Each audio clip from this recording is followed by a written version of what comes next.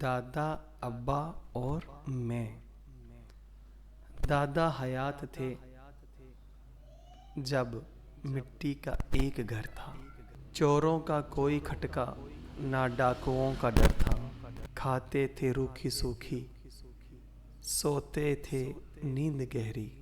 शामें भरी भरी थी, आबाद थी दोपहरी। दिलों को चैन था, माथों पे बल न था। दिल में कपट नहीं थी, आंखों में छल नहीं था।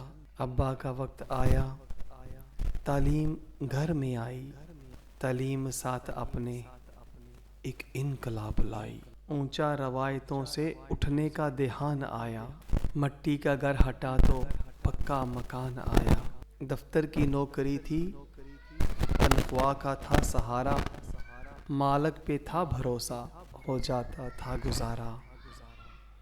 अब है मेरा ज़माना, हर बात है निराली। घर तो बड़ा पड़ा है, पर जिंदगी है खाली। एक भाग दौड़ हरदम, जीवन का हाल ऐसा। एक भाग दौड़ हरदम, जीवन का हाल ऐसा। अपनी खबर नहीं है, माया का जाल ऐसा। पैसा है, मर्तबा है, जाहो वकार भी है।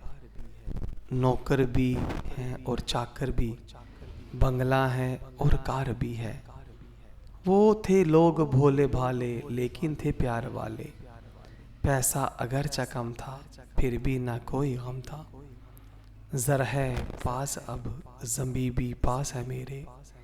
लेकिन सकून नहीं है, लेकिन सकून नहीं है।